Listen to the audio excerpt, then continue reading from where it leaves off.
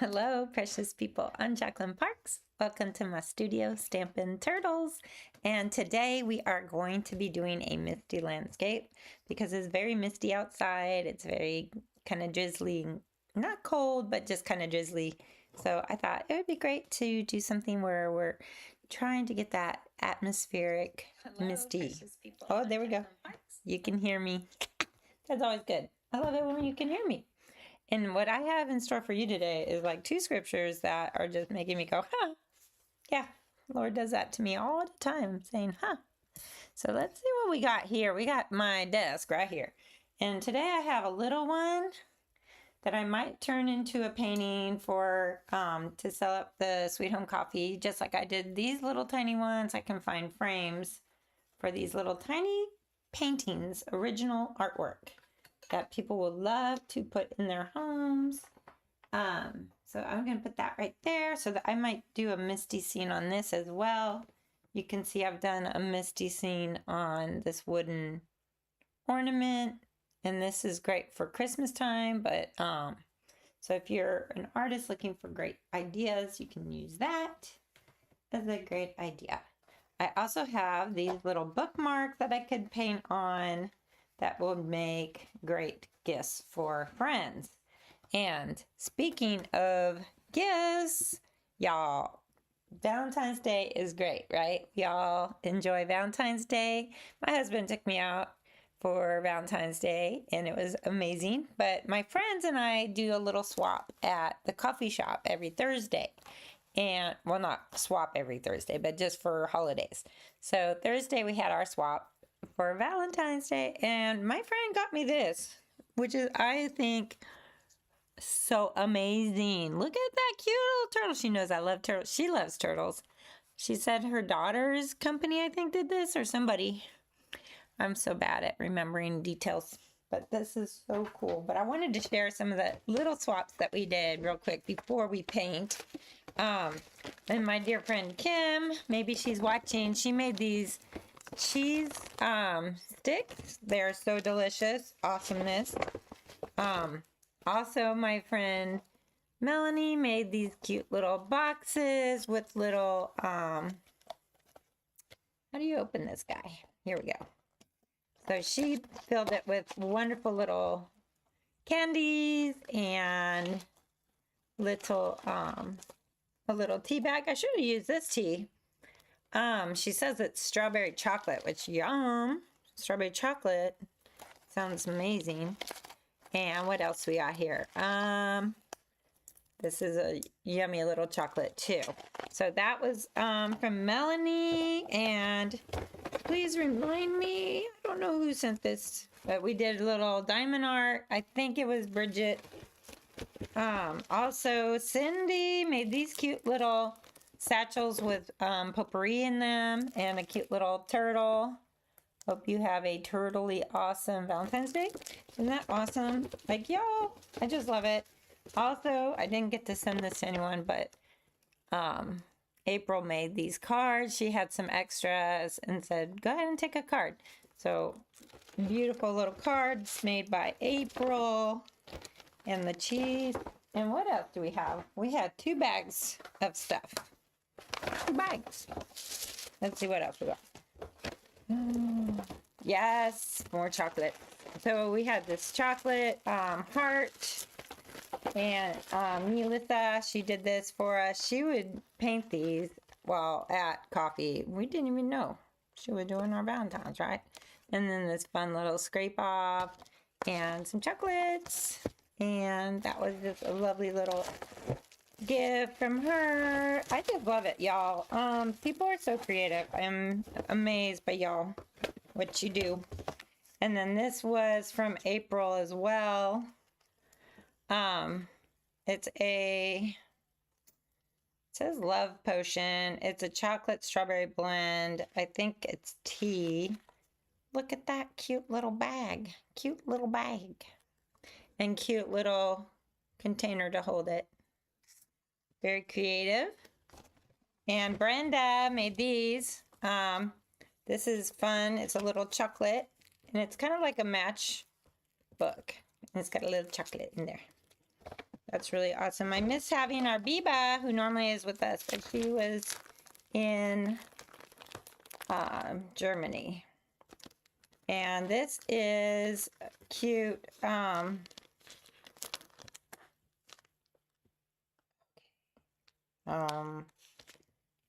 gonna Ivy? Bless her little heart. Ivy, I can't read your writing, girl. These are little charms and some cookies and candies. I love it. Little bag. Ivy, you're so creative. And this was also from, who is this one from? Ooh. And it has a little chocolate. I forget who sent this one. Ah, I'm so bad. So bad. And it has, this was really fun as well. And a little bookmark that's precious for our Bible. And a pen. Some more candies. So we had a whole big turnout. That was great. I enjoyed it so much, y'all. Just having my friends is gift enough, but their talent is amazing. I just love it. Love it, love it. Anyways, let's get busy with the painting, and I will show you guys the misty thing we are going to do. Misty. So if you're going to make a misty landscape, what you really need to do is layers upon layers. And you got to be careful not to put too many layers, because sometimes that mist will get too bogged down by the layers. So what we're going to start off with is wetting our paper. And I got my paints right here. And I got clean water, y'all. So be proud. Be very proud of me. I already have some blue on my palette here. So I'm just going to leave it. But right now I'm just wetting down the paper, just the sky. So we're just putting some wet water on the paper. And sometimes you can see the shine, but sometimes it's hard to see. So we got a nice little weird thing there, and I'm just going to use this. And we're going to do it from the top and let it kind of flow down. Ooh, why is there red in there? I don't like that. Let me see if I can get a little more blue in here. That's okay. It's kind of like a gray sky, right? So you can't really see it too well, but it's very light. And see how shiny that is? You want it to be shiny when you do this. You want it to have wet paper, not dry paper. So I'm just kind of filling this in a little bit more. And you can even dab in some more blue. If you don't like how light that is, you can add some more. But make it wispy and light. You don't want it to be too... You don't want it to be too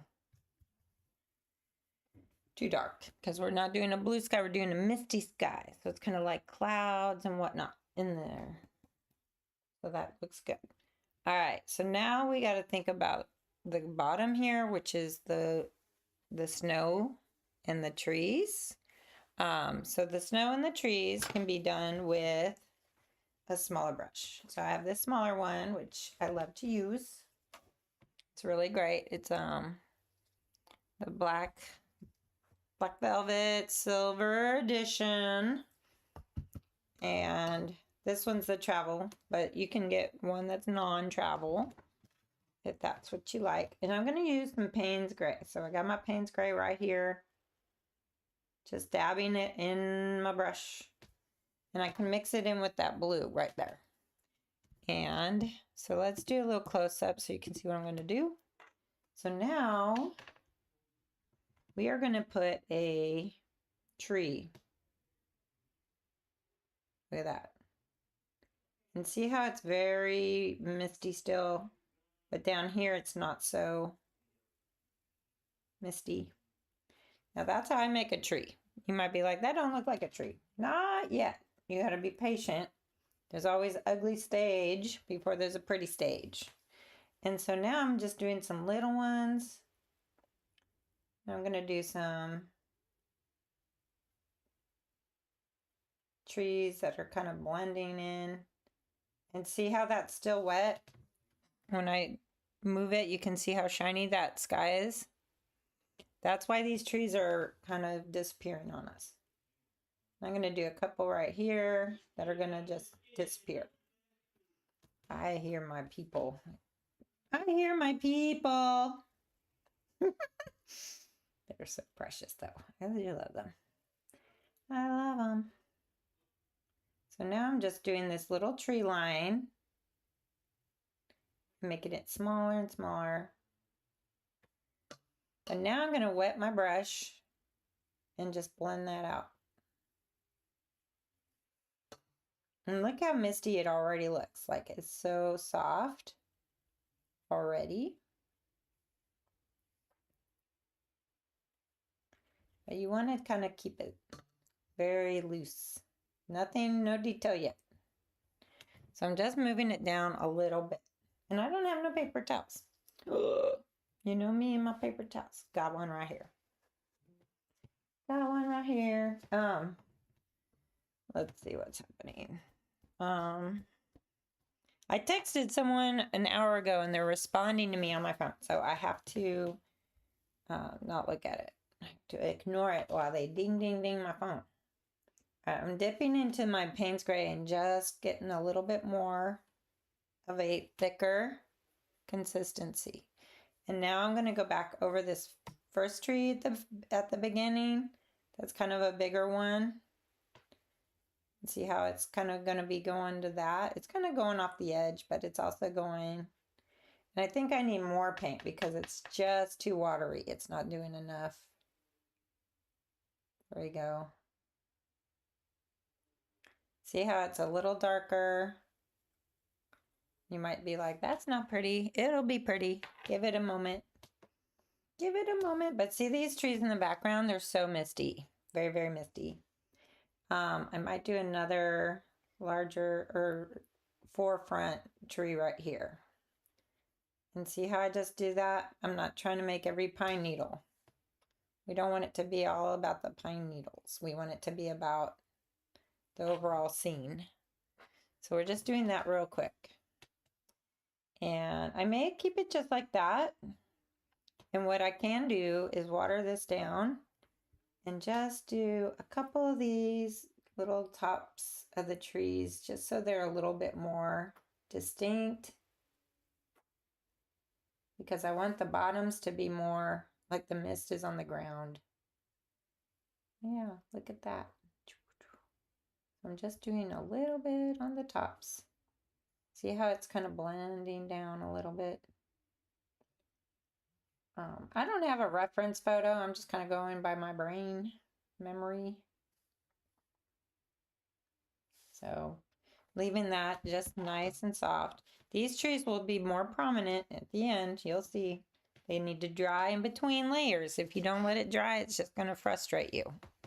You need to let it dry. So now I'm going to add a little bit of that blue back into my Payne's Gray mixture right here.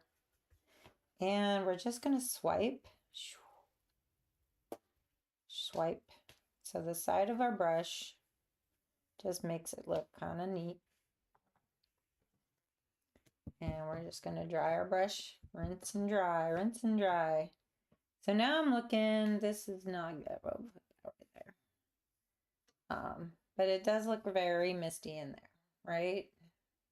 Very soft, very subtle. I might pull it down a little bit with a wet brush, but other than that, it's looking great. Looking great. It's very loose. But now I really want to speed up the drying time on these two little trees on the right. So let's do that.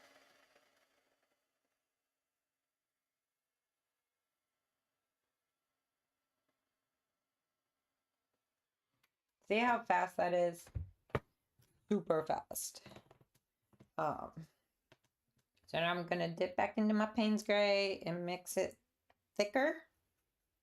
We need to have a nice thick consistency to get that darker little bit of, and see how I'm making them darker? I need more paint. Sometimes you don't have enough paint and it doesn't do what you want it to. Just add some more thicker paint in there. And you get better as you practice this. Paul Clark has a whole series on trees. You can go watch his because he's very fabulous at explaining it already.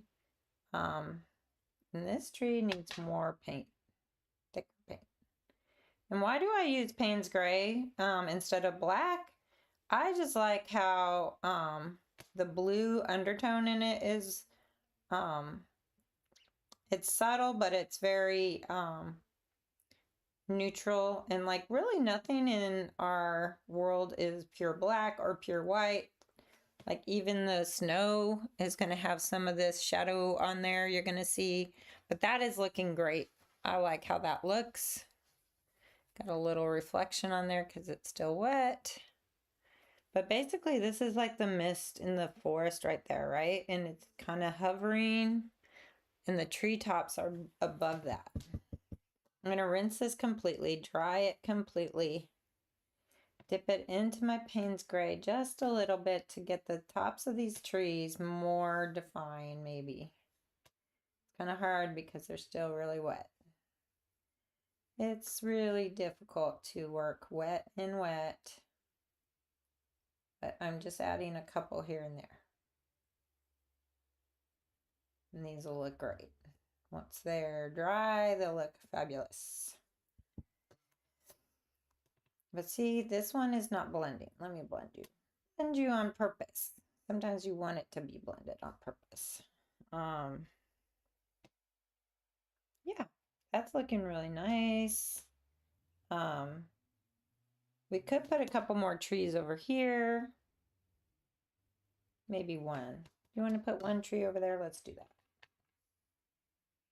And if you're watching me for the first time, thank you for joining. All my regular peeps, remember to like and subscribe if you haven't.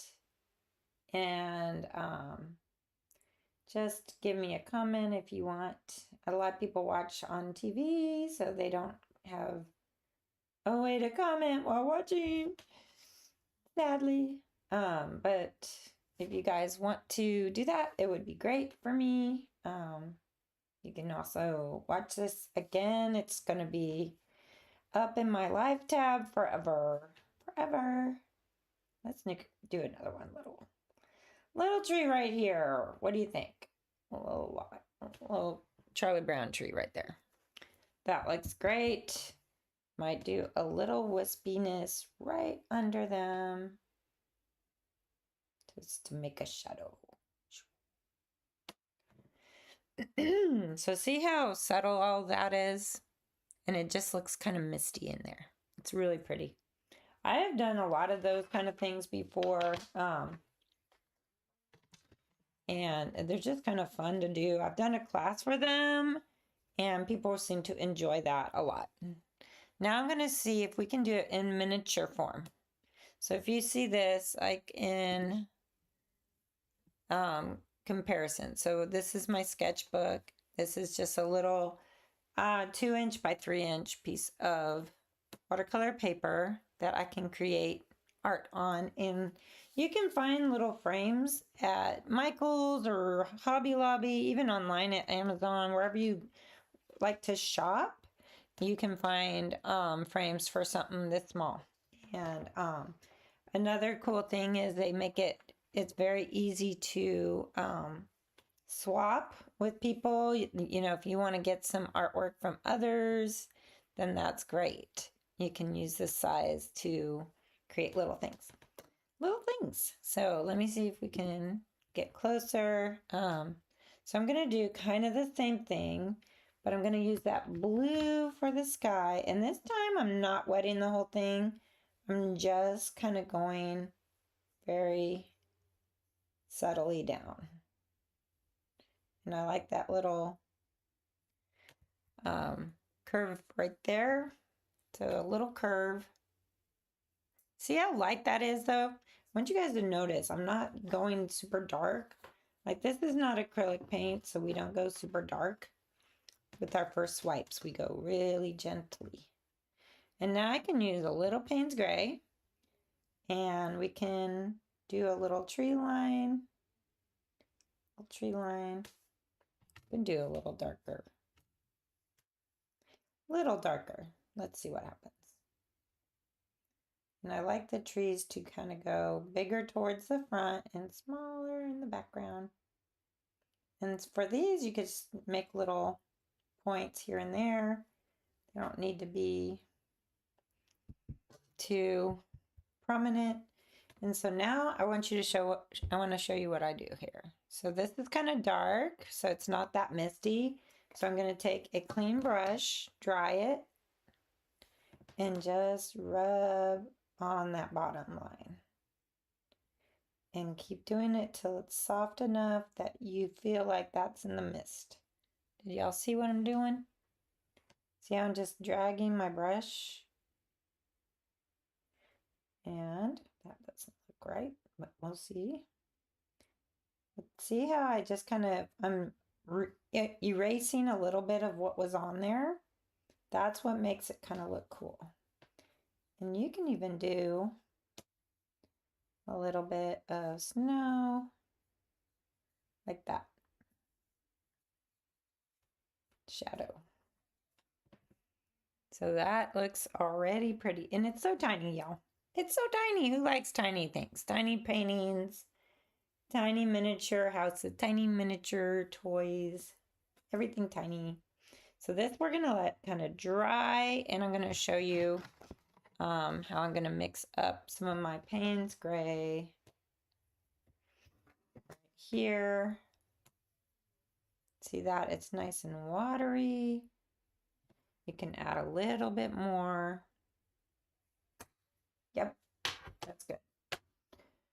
So now I'm looking at this saying, oh, is it ready? Is it ready? It's not too shiny. Let's see what happens. I'm going to put a couple large trees right here, just like we did in that one. It's still really wet though. And you can go smaller. If your brush is too big and you're feeling overwhelmed by it, just go down a size. And see how I put one tree there? I could put one smaller tree over here. Just a little one. That would look really pretty right there. And we could put another one right here.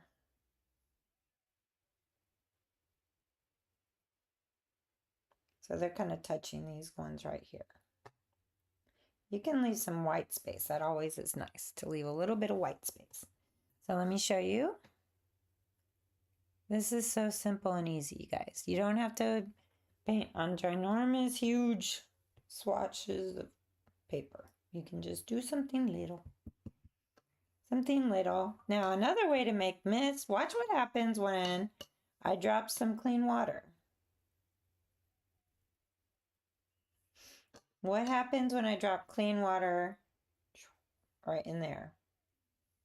It's very subtle, but it's very interesting what happens.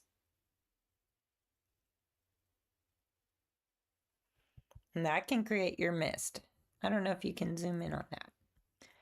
Y'all, I don't know. Let me see if I can zoom in really tight so you can see. It won't go any tighter than that. Let's see what we can do. It's so tight now. Okay, there we go. See how it's like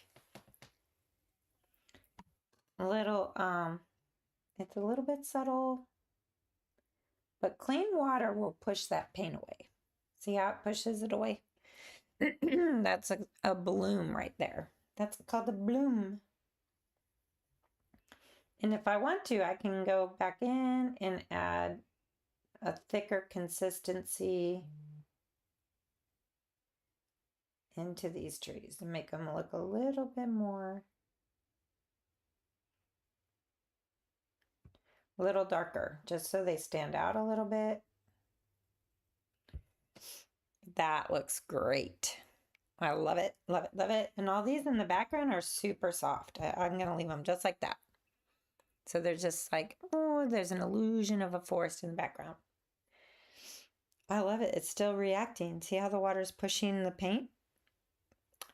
And I'm just gonna let that dry because I think that's perfect to let that dry. So I'll put that right there. And I might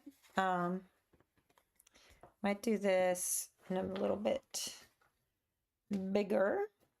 Let's see what happens when we do this, right? Oh, we start with this other blue. And we just start at the top. Look at that. I'm just going across. More water. So this can be a great little bookmark. You can mass produce these. These would be fun. And preserve some white for the snow at the bottom. So now I'm just going to let that kind of not be so shiny and white. I mean, shiny and wet. It's still really shiny. Let that kind of chill for a second. And we'll do something really cool. I don't know where y'all are from, but here in the South is Mardi Gras season. So like tomorrow's actually Mardi Gras day. A lot of people go to parades. I am not going to any parades. I'm good.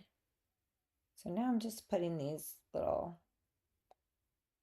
tree line, right? The tree line.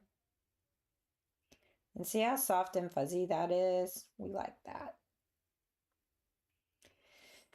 And again with the wet, clean your brush, dry it on a paper towel, and then just erase just a little bit at the bottom so it gives it that mistiness. And you can use the dry brush technique kind of to make the little shadows on the paper. So I don't know if you can see how I did that. See how it's a little bit subtle, but it just was right there. And look at how my tree line is almost non-existent. It's okay though. It's okay. We like it. We like it. But see how it's really wet? I'm going to do a little bit of the heat. Little heat.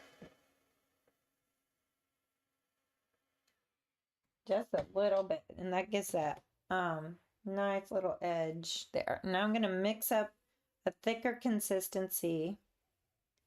And we're going to do a nice big tall tree. I always notice like at the top of a tree, the pine needles are they're sticking upwards. So that's why I do that. And this one, I'm just being more bold on this. The more I do these, the more I get bold. And that's how you guys will be. You'll get more bold as you do watercolor. And you'll learn how much water, you'll learn how much paint. You'll get the feel of everything as you do this consistently on a daily basis. And this one I'm actually doing a little bit more little pine guys on there. Maybe I'll just do one on this guy. Watch what happens. This is what I was trying to show you guys. So I have clean water that's kind of drippy on my brush. Watch what happens. And I just drop it here and it's pushing out that paint.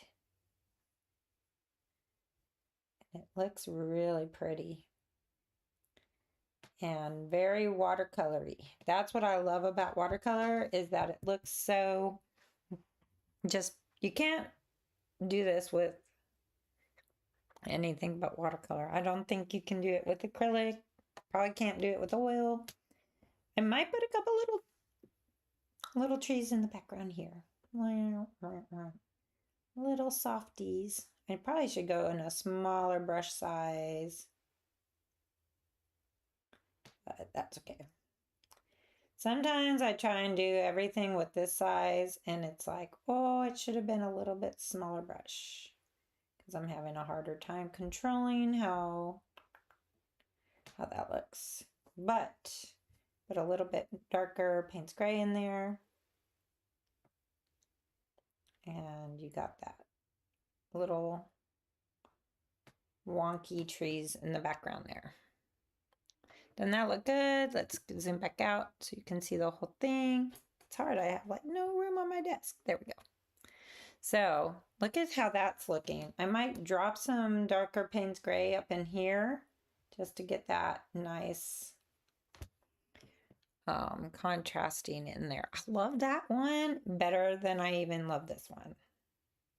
I love it. Even side by side, they are great, but I kind of like this bookmark right here. That might be great. Might be a good one for a swap for Christmas. Maybe I'll be ahead of the game for this coming Christmas, right? Because look at all these. I could make a whole bunch. How fast did I just do that? Like 10 minutes, y'all? 10 minutes to do this. So it's really super easy and super fun. I actually enjoy doing this. May go back in and put some definition on these ones because now next to that it doesn't look as strong of a contrast, and that's the thing, you want to have some contrast in here. Even though it's misting over these trees, you want it to have some contrast. You want darks and lights. You don't want everything to be the same tone. So that's another thing to remember when you're painting with watercolor. You want to focus on doing some of these things with that in mind. Let's see, can I zoom back out? Let's see. That is just like it is. Yeah, that's what I did wrong. Hold on, cameraman is not working right. That's me on the cameraman. So it's kind of funny though. Let me see if I can show that. So that's zooming out a little bit so we can see what I've made. We've got these two right here. And we've got this one right here. So see how they all look a little different? You don't have to be a robot and paint the same thing over and over again. You can be different each time you paint, which I enjoy doing, a little variation. This one definitely, because it's bigger, I was able to achieve some more of that mist in the background. Since these ones are smaller, I had to make do with trying to include the mist right in the foreground a little bit with the little drops of water. And shadowing really makes it. So if you don't have a shadow on your ground, you can always add it afterwards, but make sure it's in the same direction. Sometimes we try and make our shadows go in the wrong direction, right? And so that's important, that all your trees have the shadow in the right direction. Otherwise, you'll have some issues. People will be like, that don't look right.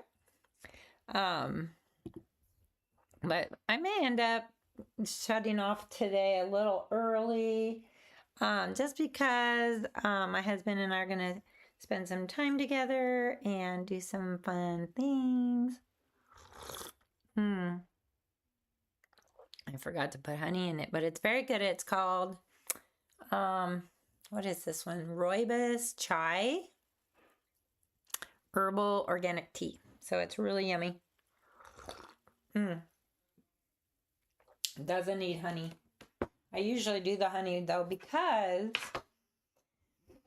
I like to coat my throat so I don't have a frog in my throat, but I still end up with a frog in my throat for some reason. I don't know why. Don't know why. But I did pick out, you know how I have a stack of scripture on my desk?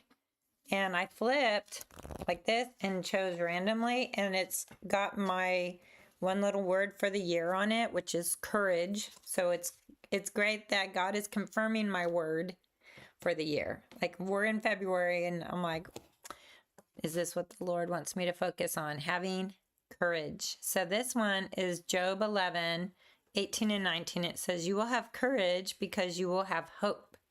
You will take your time and rest in safety. You will lie down unafraid, and many will look to you for help. I don't know who's going to look to me for help. That's awesome.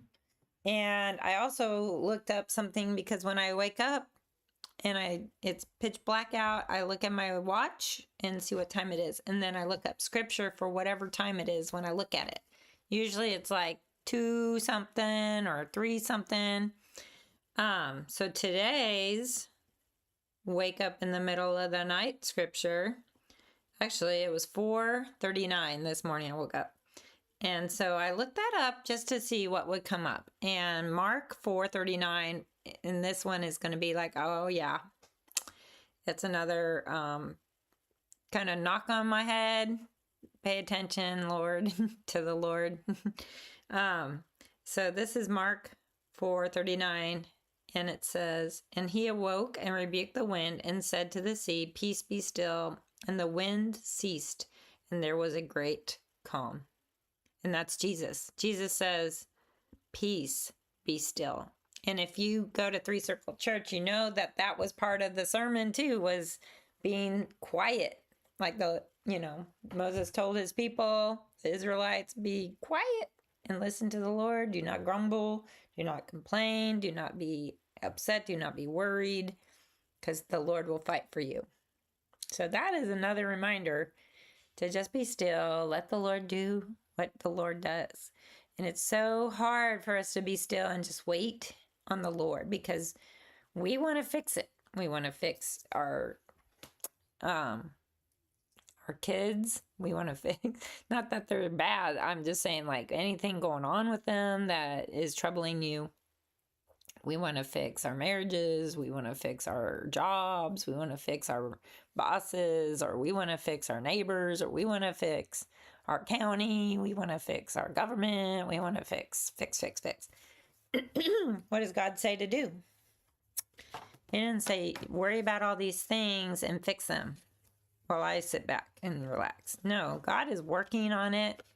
We got to give him time. The Israelites didn't give him a lot of time, did they? They grumbled right away the minute there was a problem. Like, oh, woe is us. We wish we were slaves again. And so then God is shaking his head, but he knows what he's going to already do. It's planned out. It's ready and waiting. You just got to be patient and wait for the Lord. So sometimes you're struggling with a situation. The best thing I can recommend, and this goes back to the one, it says, have courage. It says you will take your time and rest in safety. Think about that. Rest in safety. Don't worry about it. Don't let the circumstances around you dictate your mental stability. Like, you are not going to go nuts because everything else is going nuts. You're going to be resting in safety and trusting in the Lord. And what do you do in that time? What did Jesus do? Jesus went up on a mountain and prayed. Jesus went away and prayed. That's what God wants us to do. He wants us to pray, to rest and pray. Why is that so important? I don't know how to explain it to you, but it works. There are times when I've had a situation and I was a little frustrated and I wanted to react with anger. But God reminded me to rest and to pray. So I took a moment, took a deep breath, closed my eyes, and I said, Lord, can you fix this? And like 5 minutes later, what I prayed about got resolved. And it's like a miracle, okay? Because you just don't know how else it can be solved except, through an outburst of words. But sometimes our words make things more of a problem. We should just be quiet and let the Lord do what he does. So I am gonna say goodbye for now. Oh, yep, it's only 10:40, y'all. So we've only been chit-chatting for 40 minutes. But I do hope that you enjoyed watching this simple little exercise on making a misty landscape. And so you could do this in the fall colors. You could do this in maybe a spring Is there a mist in spring? There probably is. This one I like so much because it's little. It's a little one. And I do like my sketchbook. Like this is great too. I did want to show you guys. I don't know if I can pull it up for you, but we had a great class yesterday. Tons of people came, some newbies, and everybody's turned out fabulous. Like everybody turned out fabulous. And I don't know if we can show it on my phone. Let me see if I can just hold it there for a second. So look at all of these wonderful, beautiful people and their paintings. So unique, so amazing. Really am excited to be sharing this medium with people because it is so easy. Like I just showed you guys how easy it is when you just have some like scrap paper and you have, a couple brushes. You don't even need a lot of brushes. Some like little pan paints. Really, I just used blue and Payne's gray. So you could do this with like 2 colors. It's beautiful at the end, right? So anyways, I hope you guys enjoyed this. I hope you have a blessed day and I will see you all next week. Mwah!